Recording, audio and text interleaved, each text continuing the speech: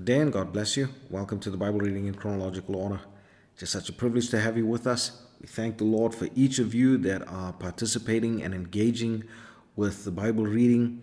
And I pray that it would be a blessing to you even as we go through the word of the Lord together. Today we're busy in the book of Hosea, and we're going to be dealing with chapters 1 through to 7, but we're going to be going through a bit of an overview first. So if we look at the overview, we see that the book of Hosea was written by the prophet Hosea in approximately 785 BC.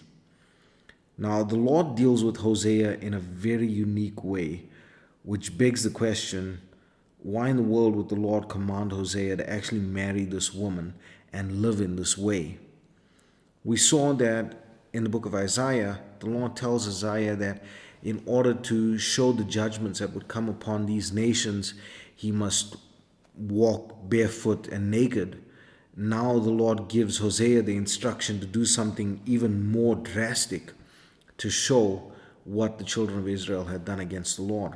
But when we dig deeper into this book, we'll see so many gems and so much of the Lord's heart toward his people that it is actually an amazing book to really study if you can get through the difficult parts of trying to understand why the Lord is doing this. Now we look at the names which are really critical. The name Hosea means the salvation of Jehovah. And then we see the name of his father, which is Birai, which means the well of Jehovah. Now Hosea was from the tribe of Issachar, and he prophesied to the northern kingdom. His ministry began during the reign of King Jeroboam, and his ministry began during an economic boom in Israel, actually. And the country seemed to be very successful, and they saw this success as a time of blessing from the Lord. Now, the story of Hosea is so amazingly complete in the picture of God and his love for his people, and this is why this book is so critical to actually spend time in study of this book and not just reading through it. And I know the overview is there to help, but I can't even get into the actual depths of this book during these overviews. And so please, if you can, get into some deep study on this book of Hosea. Now, the book can be divided into 3 sections. The first section is chapters 1 through to 3, and this is talking about the prophet's married life. The second section is chapters 4 to 13, which talks about the unfaithfulness of Israel and the coming judgment. And then chapter 14 talks about the conversion and renewal of Israel. Now, when we're going through the book, we must pay close attention to the imagery and the types within the book. The wine, the corn, the oil, the bread, all of these things that have deep significance and types within the scripture. And then we must also pay close attention to the names and how the names are given and how the names are changed. All of these have very deep significance within the book of Hosea. And so let's get into the chapters. We see in chapter 1 that the Lord commands Hosea to marry a prostitute. Now, this is to represent and to illustrate what the children of Israel had done to the Lord through idolatry and turning away from the Lord. The chapter tells about the children born to Gomer and how Hosea takes them in and then names them very significant and meaningful names, which the Lord actually gives to him to name these children. And these names become even more significant when we go into chapter 2. Notice that the names of 2 of the children are changed. Now, in this chapter, Hosea pleads with the children to counsel their mother and to bring light to her evils in turning to other men after he had taken them in and supplied their needs.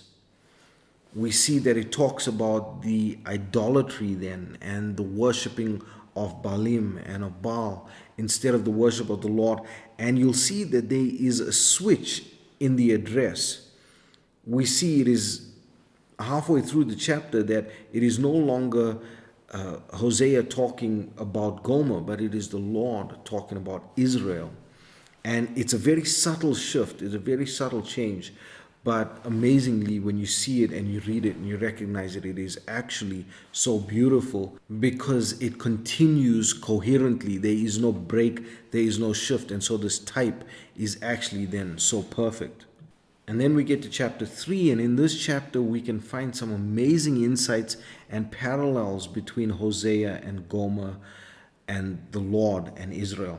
We see that in spite of her infidelity, Hosea still loves her and he goes after her. We see that Gomer is bought with a price, that Hosea pays a price for her. And when we look at it, we know that the Lord has paid a price for those that he loves. We see that even though the nation of Israel had slipped and fallen and they had turned away from the Lord just kept going after them because he loved them. And this even applies then to the church as well, to a large extent. And so it's so important that we realize that. And then in chapter 4, we go through the judgments of the Lord against the people as well as against the priests for their sin against the Lord. A very beautiful verse in this chapter, but a very hard verse in this chapter is verse 6, which says, "My people are destroyed for the lack of knowledge. Because thou hast rejected knowledge, I will also reject thee, that thou shalt be no priest to me, seeing thou hast forgotten the law of thy God. I will also forget thy children." That is so difficult, so harsh, but it is so true. This is what the Lord is saying to the people here. And chapter 5 just continues with God's judgments against Israel. Then we get to chapter 6, and in chapter 6 we see that the Lord exhorts Israel to repentance. Now when we look at the chapter, we see that there is something very amazing within here, because when we go through it and we look at verse 6, we see that the Lord takes us right back to the book of Genesis with the offerings of Cain and Abel. I'm going to read verse 6 quickly, which says, "For I desired mercy and not sacrifice, and the knowledge of God more than the burnt offerings." Cain did not offer his brother mercy and killed him. But Cain also didn't have a knowledge of God, which is why his sacrifice was not accepted by God. And this is so important, that the children of Israel are commanded to know the Lord before they are to bring the offerings before the Lord. They are commanded to have mercy before just bringing their sacrifices. And we look at that then in the light of the New Testament in terms of communion as well. And the stipulations that the Lord gives when you come into communion, he says, if you have something odd against your brother, go and fix that before you come to the table. If there is something hindering you, you go and you make that right before you come and partake of the communion. You are responsible when you are to take communion because it requires a knowledge of the Lord, a knowledge of the sacrifice of the Lord and what he has done for you. And so this all can be tied into chapter 6 of the book of Hosea. And then we get to chapter 7, and here we see that the Lord reproves Israel for their manifold sins. He wanted to heal them, but they kept committing iniquity and falsehoods. The Lord rebukes Ephraim. Now, please, when you're going through this chapter, consider the imagery and the depths that are reached in this chapter. It talks about the baker and the baking of bread, the leaven that is being put into the bread here. We look at it in the light of the ministry of Christ. He talks about the leaven of the Pharisees.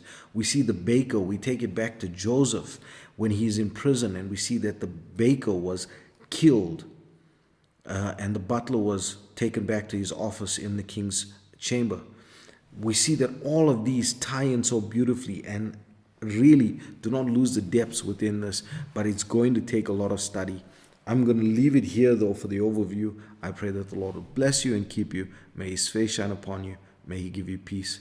God bless you as you enjoy the reading of the word today. Hosea, chapter 1. The word of the Lord that came unto Hosea the son of Beeri in the days of Uzziah, Jotham, Ahaz, and Hezekiah, kings of Judah, and in the days of Jeroboam the son of Joash, king of Israel. The beginning of the word of the Lord by Hosea. And the Lord said to Hosea, Go, take unto thee a wife of whoredoms, and children of whoredoms, for the land hath committed great whoredom, departing from the Lord. So he went and took Gomer the daughter of Diblaim, which conceived and bare him a son. And the Lord said unto him, Call his name Jezreel, For yet a little while, and I will avenge the blood of Jezreel upon the house of Jehu, and will cause to cease the kingdom of the house of Israel. And it shall come to pass at that day that I will break the bow of Israel in the valley of Jezreel. And she conceived again and bare a daughter. And God said unto him, Call her name Lo-ruhamah, for I will no more have mercy upon the house of Israel, but I will utterly take them away.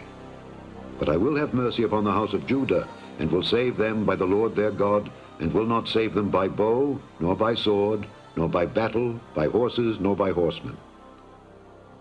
Now when she had weaned Lo-ruhamah, she conceived and bare a son. Then said God, Call his name Lo-ammi, for ye are not my people, and I will not be your God. Yet the number of the children of Israel shall be as the sand of the sea, which cannot be measured nor numbered.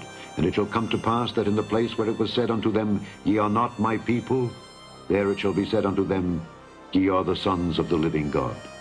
Then shall the children of Judah and the children of Israel be gathered together, and appoint themselves one head, and they shall come up out of the land. For great shall be the day of Jezreel. Chapter 2. Say ye unto your brethren, Ammi, and to your sisters, Ruhamah, Plead with your mother, plead, for she is not my wife, neither am I her husband. Let her therefore put away her whoredoms out of her sight, and her adulteries from between her breasts, lest I strip her naked, and set her as in the day that she was born, and make her as a wilderness, and set her like a dry land, and slay her with thirst. And I will not have mercy upon her children, for they be the children of whoredoms, for their mother hath played the harlot. She that conceived them hath done shamefully. For she said, I will go after my lovers that give me my bread and my water, my wool and my flax, mine oil and my drink. Therefore, behold, I will hedge up thy way with thorns, and make a wall, that she shall not find her paths. And she shall follow after her lovers, but she shall not overtake them. And she shall seek them, but shall not find them. Then shall she say, I will go and return to my first husband, for then was it better with me than now. For she did not know that I gave her corn and wine and oil, and multiplied her silver and gold, which they prepared for Baal. Therefore will I return, and take away my corn in the time thereof, and my wine in the season thereof, and will recover my wool and my flax, given to cover her nakedness. And now will I discover her lewdness in the sight of her lovers, and none shall deliver her out of mine hand. I will also cause all her mirth to cease, her feast days, her new moons, and her Sabbaths, and all her solemn feasts. And I will destroy her vines and her fig trees, whereof she hath said, These are my rewards that my lovers have given me. And I will make them a forest, and the beasts of the field shall eat them. And I will visit upon her the days of Baalim, wherein she burned incense to them, and she decked herself with her earrings and her jewels, and she went after her lovers, and forgat me, saith the Lord. Therefore, behold, I will allure her, and bring her into the wilderness, and speak comfortably unto her. And I will give her her vineyards from thence, and the valley of Achor for a door of hope. And she shall sing there, as in the days of her youth, and as in the day when she came up out of the land of Egypt. And it shall be at that day, saith the Lord, that thou shalt call me Ish-ai, and shalt call me no more Baali. For I will take away the names of Baalim out of her mouth, and they shall no more be remembered by their name. And in that day will I make a covenant for them with the beasts of the field, and with the fowls of heaven, and with the creeping things of the ground. And I will break the bow and the sword and the battle out of the earth, and will make them to lie down safely. And I will betroth thee unto me forever. Yea, I will betroth thee unto me in righteousness, and in judgment, and in loving kindness, and in mercies. I will even betroth thee unto me in faithfulness, and thou shalt know the Lord. And it shall come to pass in that day, I will hear, saith the Lord, I will hear the heavens, and they shall hear the earth. And the earth shall hear the corn, and the wine, and the oil, and they shall hear Jezreel. And I will sow her unto me in the earth, and I will have mercy upon her that had not obtained mercy. And I will say to them which were not my people, Thou art my people. And they shall say, Thou art my God.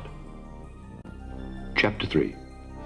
Then said the Lord unto me, Go yet, love a woman beloved of her friend, yet an adulteress, according to the love of the Lord toward the children of Israel, who look to other gods and love flagons of wine. So I bought her to me for 15 pieces of silver, and for an homer of barley, and an half homer of barley. And I said unto her, Thou shalt abide for me many days. Thou shalt not play the harlot, and thou shalt not be for another man. So will I also be for thee. For the children of Israel shall abide many days without a king, and without a prince, and without a sacrifice, and without an image, and without an ephod, and without teraphim. Afterward shall the children of Israel return and seek the Lord their God, and David their king, and shall fear the Lord and his goodness in the latter days. Chapter 4. Hear the word of the Lord, ye children of Israel. For the Lord hath a controversy with the inhabitants of the land, because there is no truth, nor mercy, nor knowledge of God in the land. By swearing and lying, and killing, and stealing, and committing adultery, they break out, and blood toucheth blood. Therefore shall the land mourn, and every one that dwelleth therein shall languish with the beasts of the field and with the fowls of heaven. Yea, the fishes of the sea also shall be taken away. Yet let no man strive, nor reprove another. For thy people are as they that strive with the priest. Therefore shalt thou fall in the day, and the prophet also shall fall with thee in the night, and I will destroy thy mother. My people are destroyed for lack of knowledge. Because thou hast rejected knowledge, I will also reject thee, that thou shalt be no priest to me. Seeing thou hast forgotten the law of thy God, I will also forget thy children.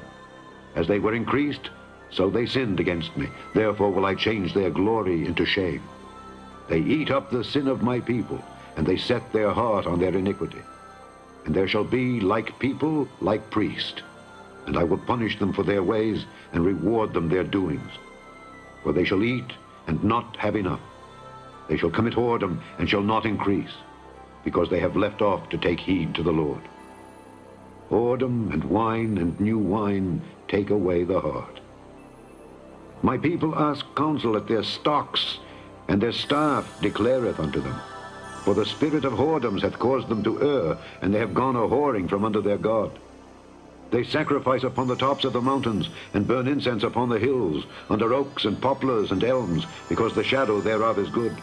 Therefore your daughters shall commit whoredom, and your spouses shall commit adultery. I will not punish your daughters when they commit whoredom, nor your spouses when they commit adultery. For themselves are separated with whores, and they sacrifice with harlots. Therefore the people that doth not understand shall fall. Though thou, Israel, play the harlot, yet let not Judah offend.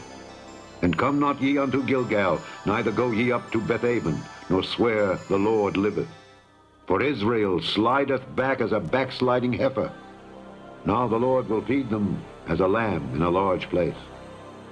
Ephraim is joined to idols. Let him alone. Their drink is sour. They have committed whoredom continually. Her rulers with shame do love, give ye.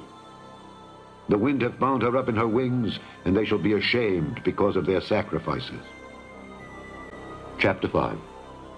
Hear ye this, O priests, and hearken, ye house of Israel, and give ye ear, O house of the king, for judgment is toward you, because ye have been a snare on Mizpah, and a net spread upon Tabor. And the revolters are profound to make slaughter, though I have been a rebuker of them all. I know Ephraim, and Israel is not hid from me. For now, O Ephraim, thou committest whoredom, and Israel is defiled. They will not frame their doings to turn unto their God, for the spirit of whoredoms is in the midst of them, and they have not known the Lord. And the pride of Israel doth testify to his face. Therefore shall Israel and Ephraim fall in their iniquity. Judah also shall fall with them. They shall go with their flocks and with their herds to seek the Lord, but they shall not find him. He hath withdrawn himself from them. They have dealt treacherously against the Lord, for they have begotten strange children. Now shall a month devour them with their portions. Blow ye the cornet in Gibeah, and the trumpet in Ramah. Cry aloud at Bethaven after thee, O Benjamin. Ephraim shall be desolate in the day of rebuke.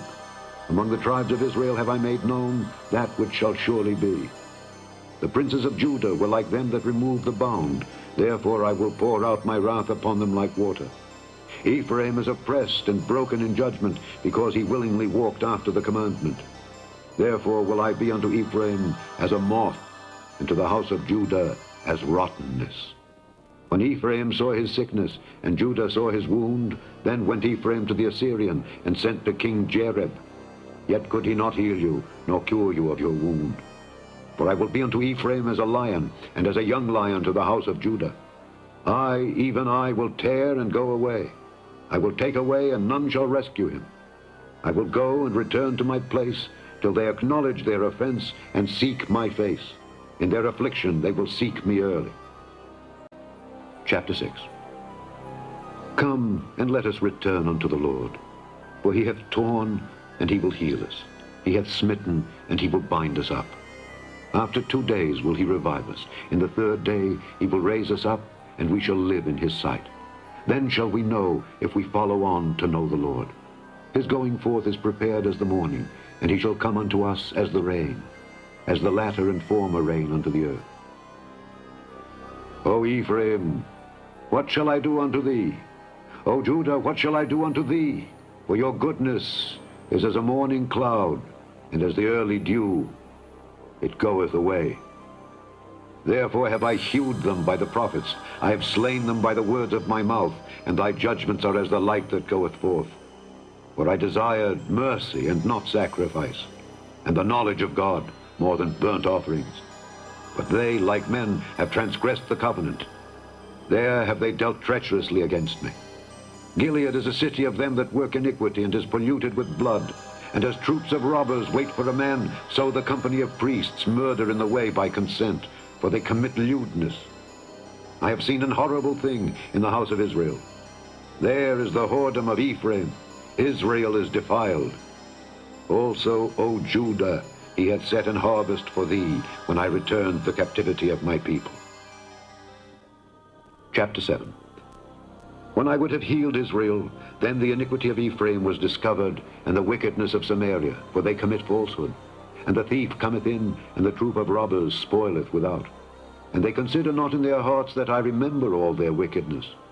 Now their own doings have beset them about. They are before my face. They make the king glad with their wickedness, and the princes with their lies. They are all adulterers, as an oven heated by the baker, who ceaseth from raising after he hath kneaded the dough until it be leavened. In the day of our king, the princes have made him sick with bottles of wine. He stretched out his hand with scorners. For they have made ready their heart like an oven, whilst they lie in wait. Their baker sleepeth all the night. In the morning it burneth as a flaming fire. They are all hot as an oven, and have devoured their judges. All their kings are fallen. There is none among them that calleth unto me. Ephraim, he hath mixed himself among the people. Ephraim is a cake not turned. Strangers have devoured his strength, and he knoweth it not. Yea, gray hairs are here and there upon him, yet he knoweth not. And the pride of Israel testifieth to his face. And they do not return to the Lord their God, nor seek him for all this. Ephraim also is like a silly dove, without heart. They call to Egypt, they go to Assyria. When they shall go, I will spread my net upon them. I will bring them down as the fowls of the heaven. I will chastise them as their congregation hath heard. Woe unto them, for they have fled from me. Destruction unto them, because they have transgressed against me.